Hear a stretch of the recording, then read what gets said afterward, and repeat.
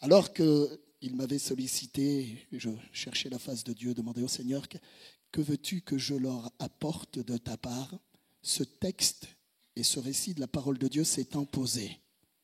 Et le thème pour nous ce soir, je vais même parler aux leaders, je vais parler aux serviteurs de Dieu qui aspirent, qui désirent toucher ce qu'on appelle la gloire de Dieu, vivre dans quelque chose d'extraordinaire, être animé le soir dans son lit par le Saint-Esprit, être saisi que l'onction, la Shekinah, la présence de Dieu descende. Et là, vous faites un tête-à-tête avec le Maître et le Maître vous parle de ce qu'il a envie de faire pour notre nation, ce qu'il a envie de faire pour votre vie, qui vous révèle les temps pour vos enfants.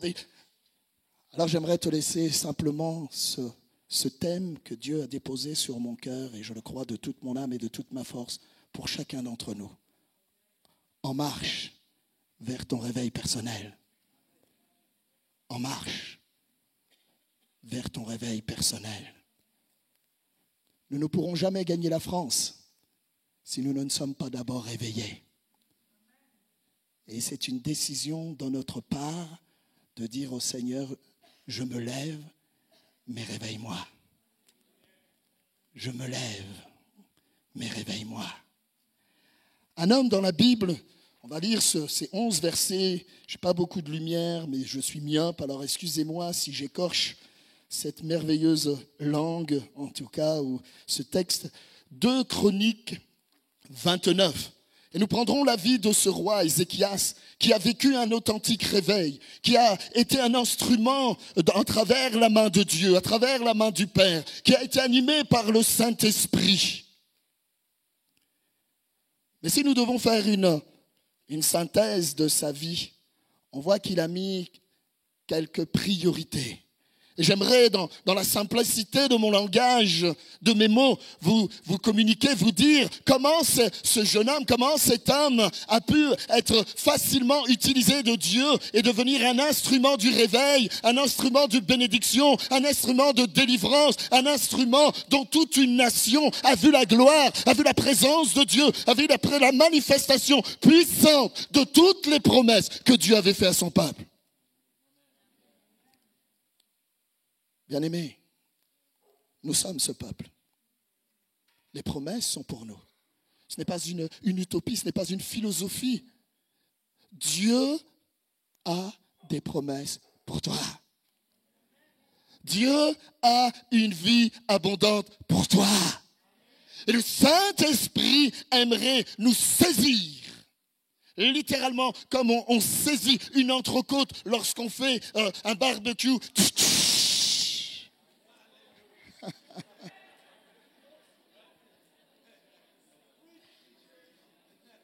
Mais pour devenir appétissant dans la bouche de ceux qui ne connaissent pas Jésus. On donne un grand amen? Après 35 minutes, vous avez le droit de dire, pasteur, on ne veut plus t'entendre. Ézéchias devint roi à l'âge de 25 ans. Et il régna 29 ans à Jérusalem, 29 ans de bénédiction, 29 ans où la main de Dieu l'a animé, 29 ans où il a été un canal de bénédiction, 29 ans où il a vu la Shekinah, il a vu les mouvements, il a vu les promesses s'accomplir. Et ma première question, ne veux-tu pas pendant ces 29 ou ces 35 ou ces 50 prochaines années que le Maître veut t'accorder, que Dieu veut te donner, ne veux-tu pas voir son esprit être animé en toi, avec toi et faire les choses extraordinaire qu'il a mis en réserve pour toi. Il fit ce qui est droit aux yeux de l'Éternel, entièrement comme l'avait fait David son père. La première année de son règne, au premier mois, il ouvrit les portes de la maison de l'Éternel et il les répara. Il fit venir les sacrificateurs et les Lévites qu'il assembla dans la place orientale et il leur dit, écoutez-moi Lévites, maintenant, sanctifiez-vous, sanctifiez la maison de l'Éternel, le Dieu de vos pères, et mettez ce qui est impur dehors du sanctuaire, car nos pères ont péché. Ils ont fait ce qui est mal aux yeux de l'Éternel, notre Dieu. Ils l'ont abandonné. Ils ont détourné les regards du tabernacle de l'Éternel et ils ont tourné le dos. Ils ont même fermé les portes du portique et éteint la lampe. Et ils n'ont offert au Dieu d'Israël ni parfum, ni holocauste dans le sanctuaire. Aussitôt, la colère de l'Éternel a été sur Juda et sur Jérusalem, et il les a livrés au trouble, à la désolation et à la moquerie, comme vous le voyez de vos yeux. Et voici, à cause de cela, nos pères sont tombés par l'épée, et nos filles, nos fils, nos filles et nos femmes sont en captivité. J'ai donc l'intention, Ézéchias dit, j'ai donc l'intention de faire alliance avec l'Éternel, le Dieu d'Israël, pour que son ardente colère se détourne de nous. Voilà le verset clé pour un retour. Maintenant, ce soir, pendant que Dieu est là, pendant que Jésus nous regarde et qu'il est présent, qu'il se lève pour chacun d'entre nous, pendant que son esprit est en train de toquer à la porte de nos cœurs, Ézéchias, ce jeune roi, dira ceci: maintenant, mes fils, cessez d'être négligents, car vous avez été choisis par l'Éternel pour vous tenir à son service devant lui, pour être ses serviteurs et pour lui offrir des parfums. Amen. Tu as été choisi, tu as été prédestiné, non pas à vivre dans la souillure, non pas à vivre comme quelqu'un qui n'a pas de pouvoir, comme quelqu'un qui n'aurait pas la capacité de marcher sur les œuvres des ténèbres. Mais tu as été choisi par Dieu, tu as été choisi par Jésus. La marque et le sceau du Saint-Esprit est sur ta vie pour que tu deviennes un jeune homme, une jeune fille, un leader, un pasteur, un évangéliste dont la puissance de Dieu va être manifestée à travers ta vie. Si vous remettez le texte dans son contexte, il faut lire 2 Chroniques 28 pour comprendre la suite de 2 Chroniques 29. Alors que Ézéchias, son nom veut dire la force de l'Éternel. L'Éternel est sa force. Mais que lorsque vous lisez 2 Chroniques 28, c'est la catastrophe. Son père fit tout ce qui était mal aux yeux de l'Éternel. Il a vécu dans toutes les abominations. Il est parti prendre tout ce que les peuplades, tout ce que les nations qui environnaient Israël faisaient. Il a vécu dans la débauche. Il a vécu en mettant des hauts lieux partout. La Bible nous dit, il a mis des hauts lieux sur tous les arbres. Il a construit, il a même passé ses fils et ses filles au fil de l'épée. Quelle tristesse. Voilà dans le contexte que ce jeune homme va grandir jusqu'à la 25e année. Mais si nous devions concrètement faire une application pour nos vies de Akaz, son père, lorsque le diable jette le filet de l'oiseleur sur nos vies dans la pornographie, nous sommes comme dans le temps d'Akaz. Lorsque l'homosexualité gagne le peuple de Dieu, nous sommes comme dans le temps d'Akaz. Lorsque nous venons à l'église, mais quand quelque part le vendredi, nous allons en discothèque et nous le dimanche, nous sommes en train d'être dans l'adoration pour aimer notre Dieu. Nous sommes dans le temps d'Akaz. Nous le savons, notre Dieu est un Dieu jaloux. Il nous aime trop pour nous partager avec les autres nations. Notre Dieu est passionné par nos vies. Jésus est passionné par ta vie. Il a même été à fermer les portes du temple. Littéralement, l'église ne fonctionnait plus. La lampe, qui était la représentation de la présence de Dieu, ne fonctionnait plus. Judas, qui était la louange et qui emmenait cette louange glorieuse et la manifestation de Dieu se manifestait sur la terre des vivants, elle était éteinte. Jusque les portes était fermé. Voilà dans le contexte que ce jeune roi Ézéchias va grandir. Ézéchias, lui, a pris la décision tout à fait différent de son père. Il nous est dit qu'il fit ce qui est bien aux yeux de l'Éternel. Il a marché dans la voie de David. Il a marché selon l'état du cœur de cet homme. David, l'homme, selon le cœur de Dieu. Et au milieu de nous, peut-être tu es tombé cette année. Peut-être que tu n'as pas été droit, tu n'as pas été dans une forme d'intégrité et de justice. Mais j'aimerais te rappeler ce matin que le sang de Jésus nous lave de tout péché, nous purifie de tout péché et peut t'emmener tout à nouveau à marcher sereinement devant la face du Père. dans la présence du Fils et dans la mouvance du Saint-Esprit. Ézéchias décida. Lorsque nous remettons ces textes par rapport à la vie d'Ézéchias, il a été contemporain d'Ésaïe. Un temps difficile, un temps comme nous vivons en France, un temps où les lois sont devenues iniques. Il nous est dit dans Ésaïe, dans ces premiers moments, les hommes même, dès le matin, buvaient du vin, ils étaient ivres, ils vivaient sans dessous-dessus. Mais Dieu qui aimait son peuple, comme il nous aime, comme Jésus nous aime dans cette soirée, il n'est pas là pour nous condamner, il n'est pas là pour nous écraser, mais il est là pour nous apporter la libération, nous libérer, afin que nous soyons ce peuple qui marche et qui soit libre face au péché. Dieu donna un signe à Ésaïe et une parole à Ézéchias. Il dira dans Ésaïe chapitre 7, verset 14, « La Vierge sera enceinte. Et elle nous enfantera un fils et on lui donnera le nom d'Emmanuel, Dieu avec nous. » Bien-aimé, Dieu est là. Non, dis à ton voisin, Dieu est là. Dieu est là. Ma femme, Dieu est là. Il est là pour nous bénir. Il est là pour nous apporter ce que nous avons besoin. Pour l'un, pendant qu'il est en train d'être là, de discuter avec son Dieu, Dieu va lui donner une parole. Pour l'autre, il va lui donner une direction. Pour un autre, il va lui dire, ne t'inquiète pas, ma bonne main est sur toi. Pour certains, il va dire tout à l'heure, viens et je vais te rétablir. Dieu avec nous, Emmanuel, Dieu avec nous. C'était un temps d'idolâtrie. C'était un temps où il y avait toute cette forme d'idolâtrie dans toutes les sphères. Et je rappelle, comme disait l'homme qui a écrit le Deutéronome, tout ce qui touche à la sorcellerie, tout ce qui touche aux œuvres des ténèbres, déplaît à notre Dieu.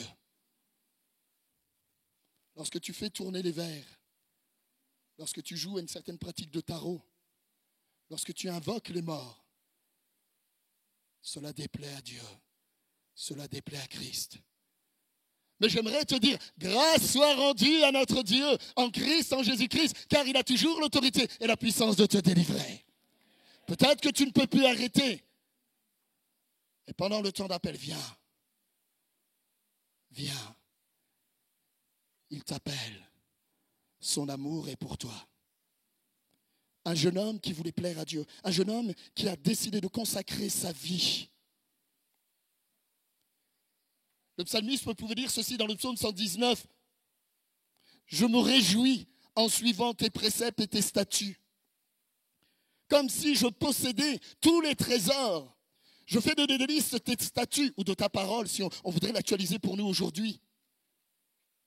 Elles sont plus précieuses que tous les trésors. Je n'oublie point ta parole. » Premier point, pour aller en marche dans son réveil, il faut que nous lisions et nous méditions la parole de Dieu. Comment le jeune homme rendra-t-il pur son sentier? D'après ta parole. Ta parole est une lampe à mes pieds. Ta parole est cette boussole. La parole a encore l'autorité nécessaire pour nous affranchir, pour nous libérer et pour nous conduire dans la destinée de Christ. Second point, le verset 11 nous dit ceci. Je vous le dis, c'est un peu azimut ce soir. Mais maintenant, mes fils, cessez d'être négligents. La négligence nous fait perdre les bénédictions du Seigneur. Je vous donne un simple exemple. Vous tombez amoureux, les jeunes hommes, les garçons, vous tombez amoureux d'une demoiselle et elle vous donne le premier encart, samedi 14h, le petit bar au coin. Et là, vous attendez les lundis, c'est déjà long, mardi, c'est déjà long, mercredi. Arrive le vendredi soir, vous ne dormez pas, vous êtes déjà tout transpirant et tout. Je vous pose la question, jeune homme. Est-ce que vous iriez complètement débraguer le samedi à midi pour aller rencontrer celle qui probablement deviendrait votre épouse? Est-ce que tu oublierais d'attacher ta chemise? Est-ce que tu mettrais une paire de chaussettes jaunes avec une paire de chaussettes rouges, avec une paire de pompes super classiques, Joe Bala, 2000 balles la paire, mais il n'y en a que la moitié, et puis une espadrille? Et tu serais tellement dans l'excitation que tu aurais oublié de te laver les dents. et tu arriverais en disant « ça y est, c'est mon rencard extraordinaire ».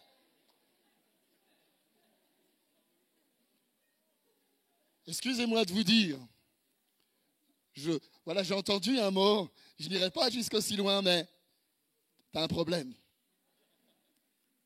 Et la négligence dans les choses spirituelles, nous avons un problème. L'amour de Dieu reste, la fidélité de Christ reste, les promesses qui sont faites sur nos vies restent, mais j'ai un problème. Le psalmiste dit « ta parole est plus précieuse que l'or et l'argent ». Le texte littéral dit même que 10 000 pièces d'or et d'argent, 10 000 lingots d'or. Ézéchias, ce roi, avait compris, dans ce temps difficile par lequel il passait, de remettre en activité la parole de Dieu. C'était elle qui allait pouvoir s'occuper non seulement de lui, mais aussi de l'emmener plus loin dans les projets de Dieu. Oui, la négligence. Es-tu négligent? Réalises-tu que la négligence est quelque chose qui va t'emmener à perdre les bénédictions? Je ne dis pas l'ensemble, mais tu perdras une forme de communion intime. Tu perdras la possibilité de distinguer où le Christ veut t'emmener. La définition de la négligence, c'est abandon, c'est faute, c'est d'être inconscient, c'est d'être oublieux, c'est d'être imprudent et c'est de délaisser. On a entendu un don spirituel qui disait « ne délaisse pas ce lieu ». Non, là où est Dieu, là où est le Christ, là où est le Saint-Esprit, il faut rester.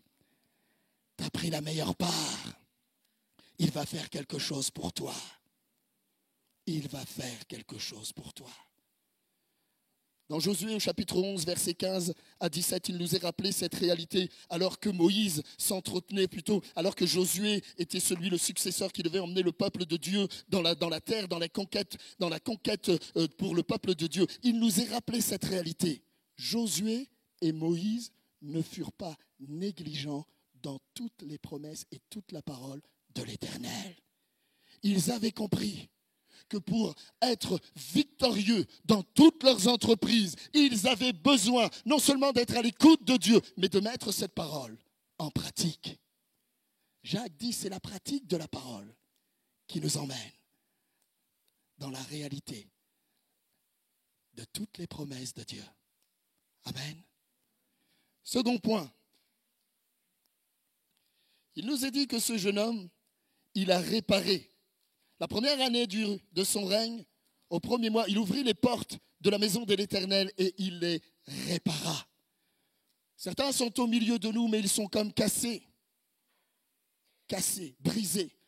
Cette année a été une année difficile. Cette année a été une année d'échec. Cette année a été une année de larmes, une année de tristesse. Mais j'aimerais te dire que celui qui règne et qui est assis à la droite de Dieu a l'autorité. Il a reçu le mandat de pouvoir te réparer. Ézéchias a décidé, c'était pas possible. Oui, il y avait le temple, il y avait la Shekinah, il y avait la gloire de Dieu. Nos pères nous ont parlé des réveils, nos pères nous ont parlé de ce qu'ils ont vécu. Mais là, le temple est fermé, la lumière de Dieu, il n'y a plus d'adoration. Judas ne loue plus le Seigneur. Judas n'est plus dans la présence de Dieu. Nous sommes livrés à nous-mêmes et nous ne savons pas s'il faut aller à droite ou à gauche.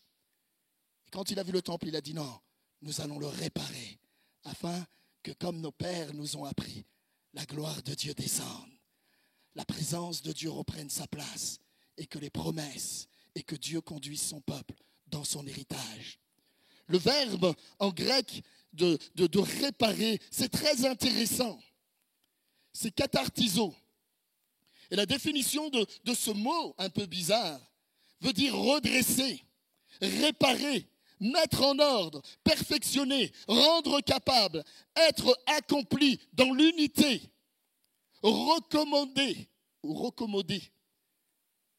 Et il nous est dit, ce qui est abîmé. Ta vie a été abîmée. Dieu le sait. Jésus le sait.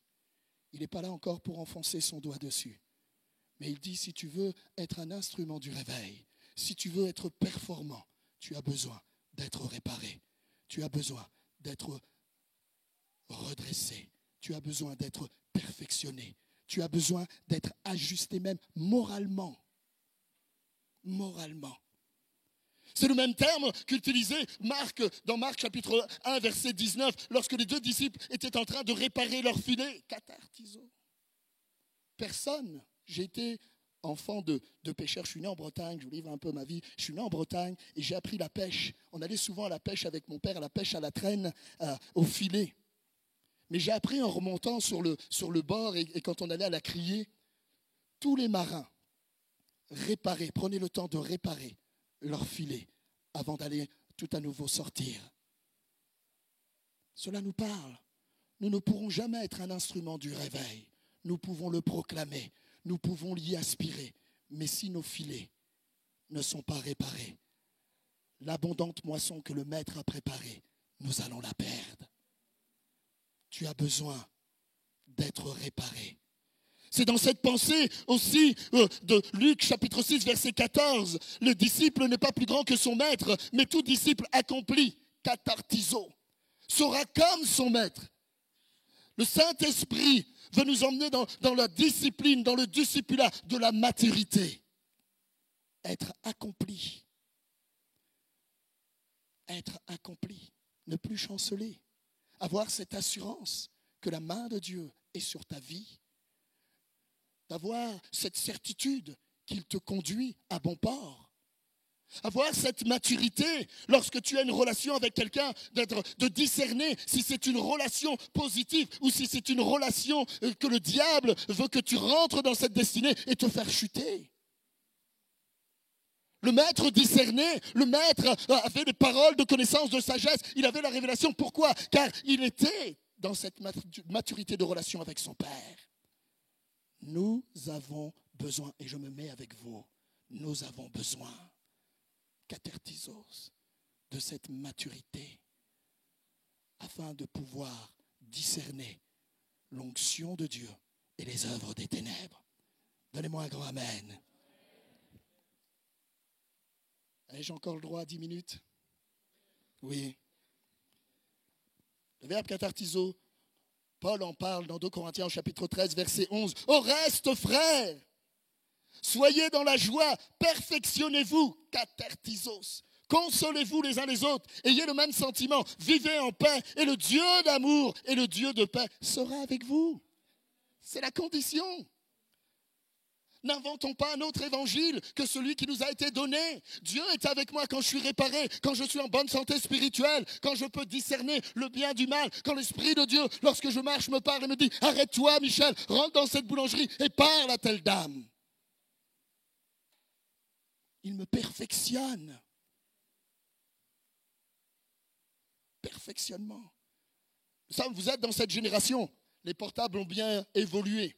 Ma génération à moi, c'était le MyMos costaud. C'était le portable, vous le portiez comme ça, tout le monde savait.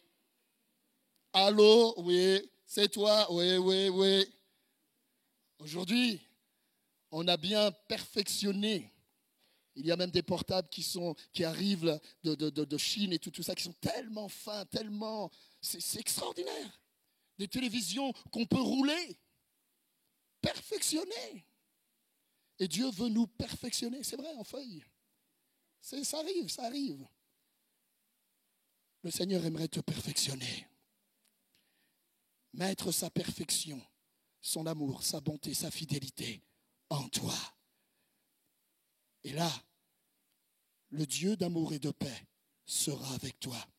Ézéchias avait compris. Il fallait réparer. Oui, personne ne pouvait faire les sacrifices si le temple n'était pas réparé. On ne pouvait pas faire n'importe quoi. Pour notre génération du 21e siècle, pour ta vie, pour ma vie, je ne peux pas faire n'importe quoi. J'ai besoin de laisser le Saint-Esprit réparer en moi toutes les fractures du passé. 11 ans de toxicomanie, guerre de gang, faire la fête, comme je disais, au préado, avec Paco Rabanne, avec Alpha Blondy. J'ai connu les plus gros dealers parisiens, des jeunes hommes qui arrivaient d'autres nations, 16 ans, qui étaient là, qui vivaient dans le 16e arrondissement. On a connu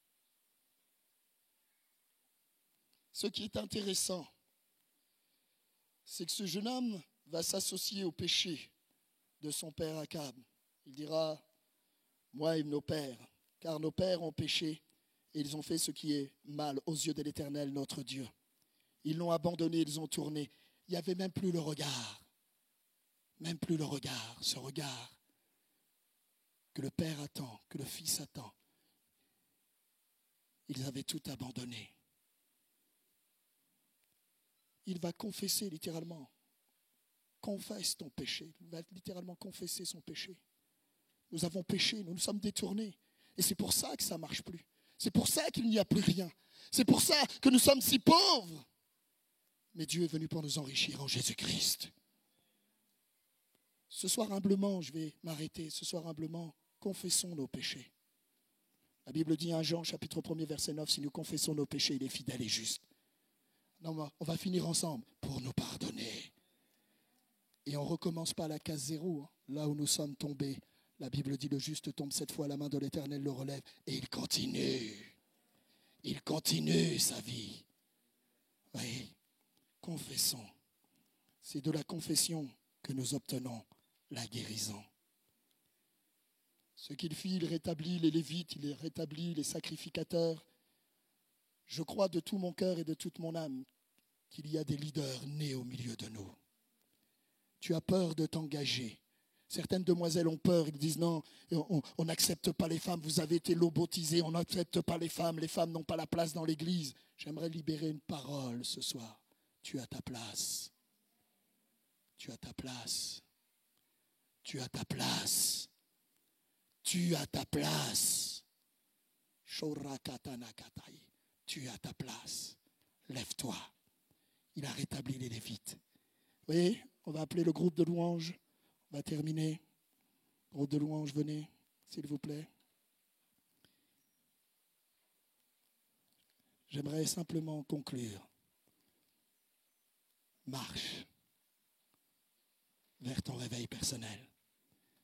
Et quand tu seras réveillé, réparé, quand tu auras mis toute la négligence de côté, jeté tout ce qui est impur, c'est ce qu'ils ont fait, alors la gloire de Dieu est descendue.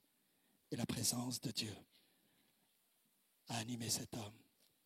Et pendant 29 ans, il fut l'occasion d'être une source de bénédiction.